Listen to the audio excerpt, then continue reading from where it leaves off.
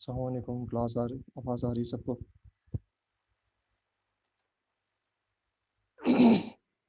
जी sir. सारे बच्चे यहाँ पे मौजूद हैं? चैट मैसेज में रिप्लाई करो सारे।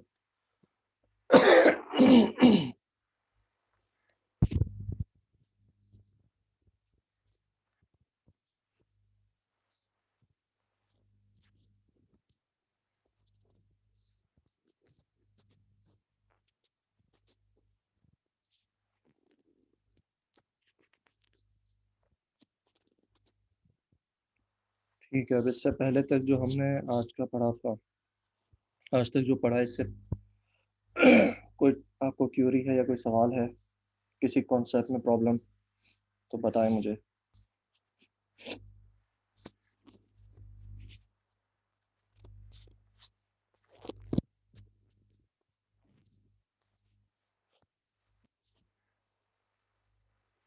जी क्लास, किसी सवाल में प्रॉब्लम, क्यूरी?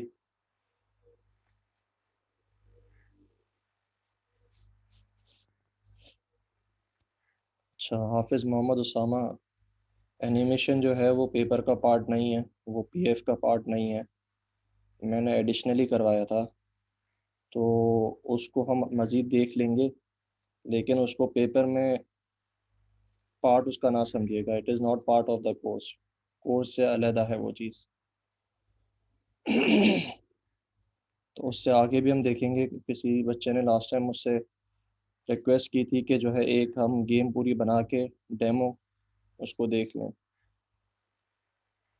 तो आई विल ट्राई कि एटलीस्ट पूरी गेम तो नहीं, लेकिन एक लेवल जो है, एक वर्किंग लेवल, वो बना के दिखा दूँ, तो आप लोगों को आइडिया हो जाएगा कि किस तरीके से फिर बाकी राउंड्स या लेवल्स आपने खुद बनाने हैं।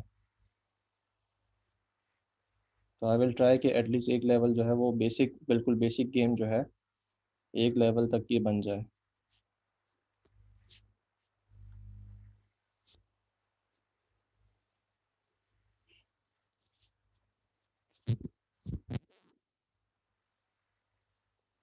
तो अभी तक जो हमने पढ़ा है उसमें किसी को कोई सवाल नहीं है? I can take that? मैं ये समझ लूँ कि आपको कोई सवाल नहीं है, सारी चीज़ें क्लियर हैं?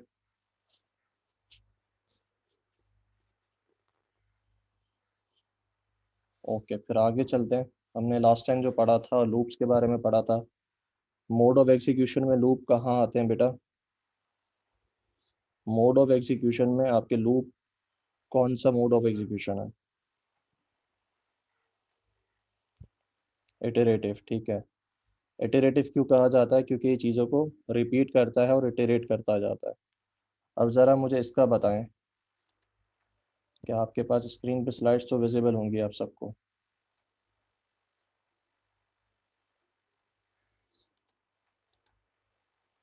इसके अंदर कितने मोड्स ऑफ एग्जीक्यूशन है? ये जो आपको प्रोग्राम स्क्रीन पे दिख रहा है, इसमें कितने मोड्स ऑफ एग्जीक्यूशन है?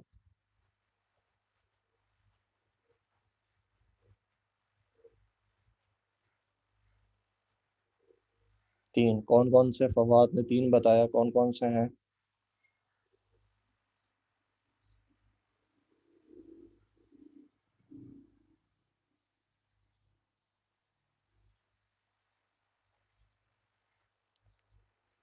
Initial, okay. दूसरा?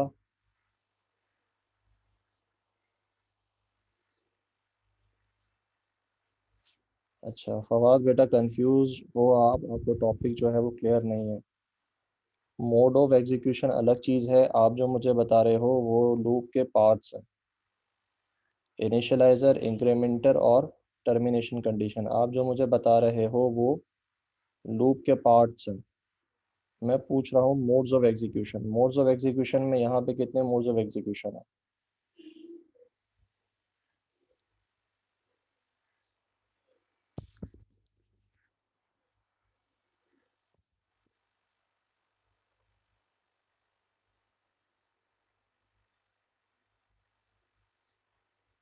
हसीब दो कह रहे हैं, कौन से दो हैं?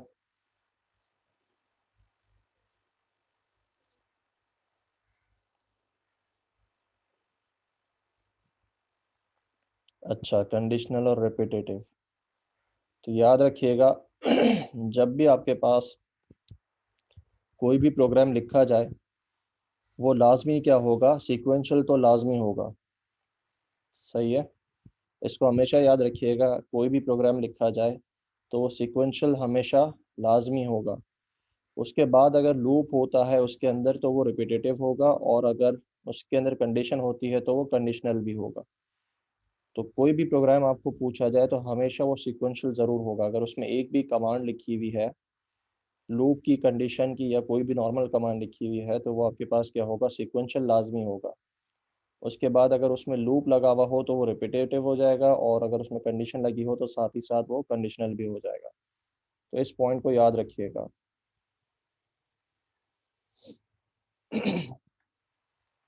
अच्छा, इसके बाद हमने इनफाइनाइट नंबर्स देखे थे, इनफाइनाइट नंबर्स को कैसे जनरेट किया जाता है। उसके बाद हमने इनफाइनाइट लूप देखा था।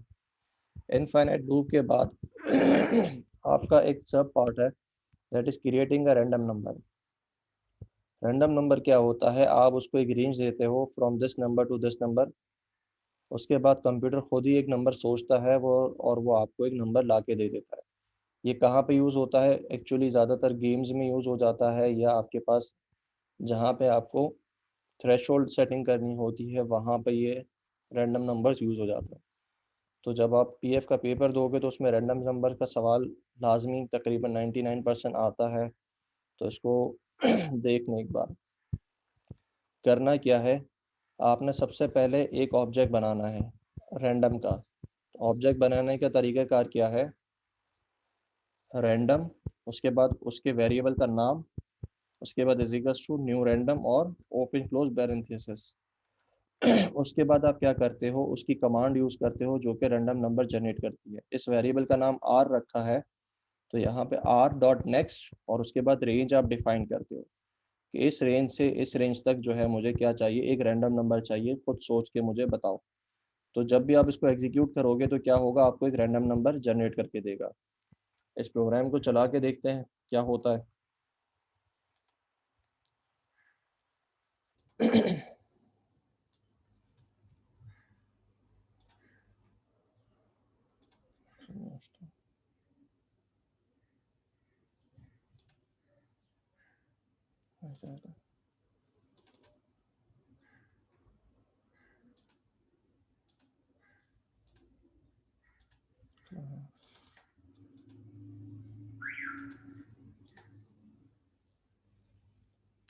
ओके।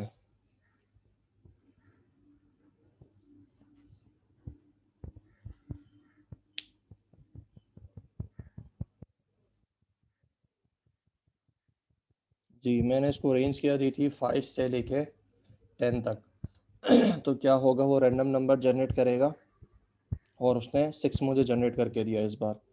दोबारा चला के देखते हैं इस बार क्या देता है। मुझे 9 दिया। दोबारा चला के देखते हैं।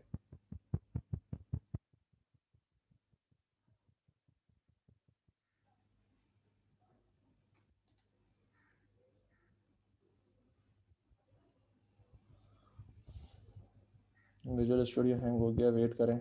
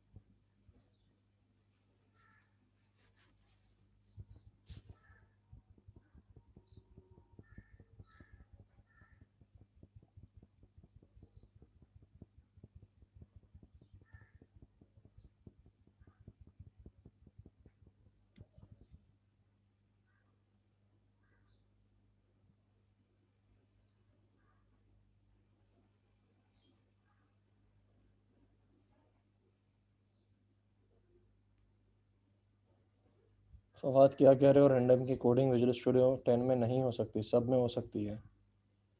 कोई भी विजुअल स्टूडियो हो वर्जन आपका, सब में हो जाएगी।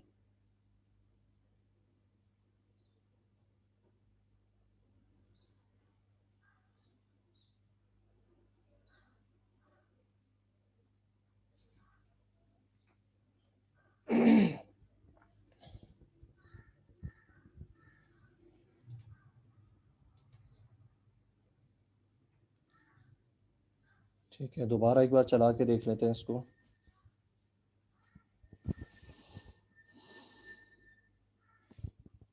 जी, इस बार आपको 6 दे रहा है। दोबारा चलाओ, 7 दे रहा है। दोबारा चलाओ, 9 दे रहा है। दोबारा चलाओ, 8 दिया इसने। तो याद रखिएगा, आपके पास स्टार्टिंग रेंज जो होती है वो उसमें इंक्लूडेड होती है, और जो आपकी एंडिंग रेंज होती है वो उसके एक्सक्लूसिव होती है। मतलब 10 से पहले तक जितने नंबर्स हैं वो जनरेट करके देगा। 5 से लेके 10 से पहले तक 5 इंक्लूडेड है, 10 एक्सक्लूसिव है। 10 एक्सक्लूड हो जाएगा, 5 इंक्लूड हो जाएगा। ठीक है, इसका ख्याल रखिएगा। तो इससे आप क्या कर सकते हो, रैंडम नंबर जनरेट कर सकते हो। आगे चलें, रैंडम नंबर समझ में आ गए?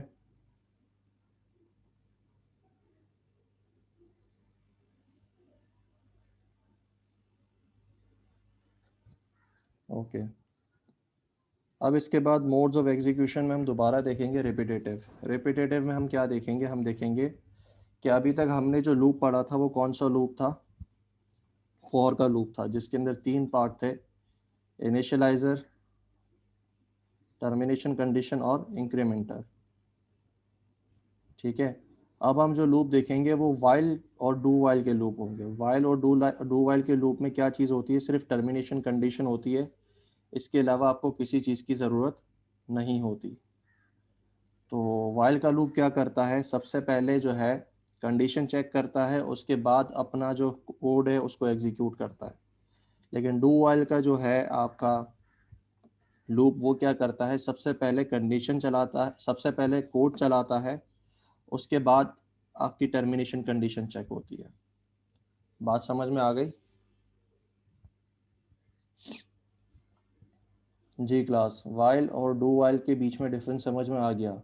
ये दोनों भी लूप हैं जिसको हम क्या कहते हैं, रिपीटेटिव स्टेटमेंट्स हैं। ठीक है, जैसे फॉर का लूप काम कर रहा था वैसे ही ये दोनों भी काम करेंगे। इनका काम भी क्या है, चीज़ों को रिपीट करना, इटरेट करना। लेकिन दोनों में डिफरेंस क्या है फॉर के लूप से, कि इसके अंदर सिर्फ और सिर्फ टर्मिनेशन कंडीशन होती है, इंक्रीमेंटर या इनिशियलाइज़र नहीं होता। वो आपको खुद अपना बनाना पड़ता है अगर आप चाहें तो। और वाइल और डू वाइल के बीच में क्या डिफरेंस है, वाइल के अंदर ये डिफरेंस है कि आपकी पहले कंडीशन चेक होती है, उसके बाद आपका कोड एग्जीक्यूट होता है। डू वाइल में सबसे पहले कोड एग्जीक्यूट होता है, देन उसके बाद टर्मिनेशन कंडीशन चेक होती है। तो साथ में लिखा हुआ है बेटा, जो सिंटेक्स आपको दिया हुआ है स्क्रीन पे उसके साथ ही साथ लिखा हुआ है दोनों का डिफरेंस। ठीक है, तो हम यहाँ पे आ जाते हैं। एक आपके पास वाइल का लूप है जिसमें टर्मिनेशन कंडीशन क्या है, कि जब तक मेरे पास i <10 है तब तक क्या करते रहो, इस कमांड को चलाते रहो। अब देखें, इसमें इनिशियलाइज़र नहीं था तो मुझे खुद अपना एक आई का वेरिएबल बनाना पड़ा, और उसको मैं इंक्रीमेंट भी करवा रहा हूँ। क्यों? क्योंकि इसमें इंक्रीमेंटर नहीं होता तो मुझे खुद अपना एक वेरिएबल बनाना पड़ा और ख़ुद इंक्रीमेंट करना पड़ा। ठीक है, उसके बाद प्रोग्राम क्या कर रहा है, आपकी आई की जो वैल्यू है वो 0 से लेके तब तक प्रिंट करता रहता है जब तक कि आप 10 से लेस देन है। जैसे ही 10 के इक्वल या ग्रेटर देन हो गए तो आपका लूप ख़त्म हो जाएगा। तो आपको राइट साइड पे दिख रहा होगा कि आपका आउटपुट जो है वो स्क्रीन पे आ रहा है। अब इसी तरीके से डू वाइल के अंदर क्या हो रहा है, डू वाइल के अंदर सबसे पहले आपका कोड एग्जीक्यूट होता है, देन उसके बाद कंडीशन चेक होती है। तो इसमें हो क्या रहा है, आपके पास वही काम हो रहा है जो पीछे वाले कोड में काम हो रहा था, बस सिर्फ कंडीशन यहाँ पे पहले चेक हो रही थी कोड एग्जीक्यूट करने से पहले।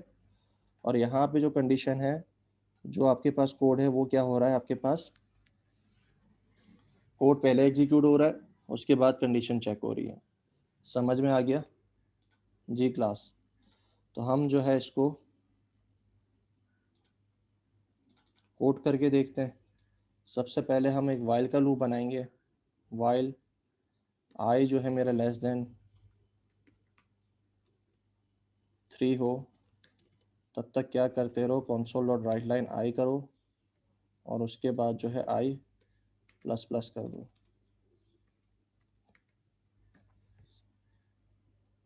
और इंटीजर आई मुझे खुद डिक्लेयर करना पड़ेगा। यहाँ तक समझ में आ गया।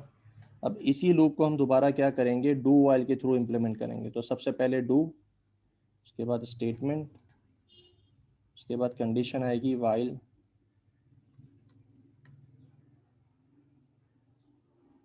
आई लेस देन 3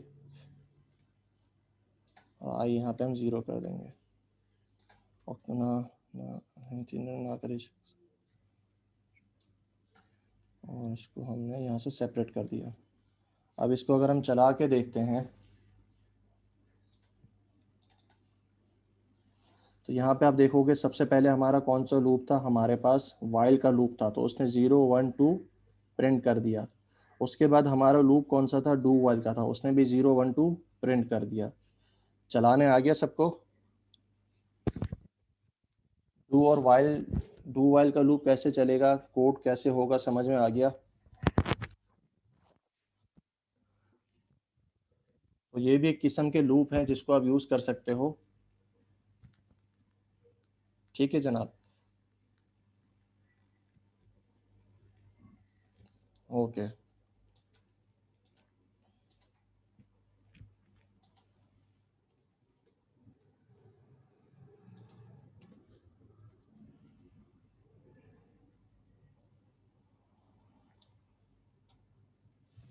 अब यहाँ पे मैं क्या कर रहा हूँ, अभी जब हमने हमारा लूप पढ़ा था, डू और वाइल, वाइल और डू वाइल का लूप हमने जब पढ़ा था तो हमने पढ़ा था कि वाइल क्या करता है, सबसे पहले टर्मिनेशन कंडीशन चेक करता है।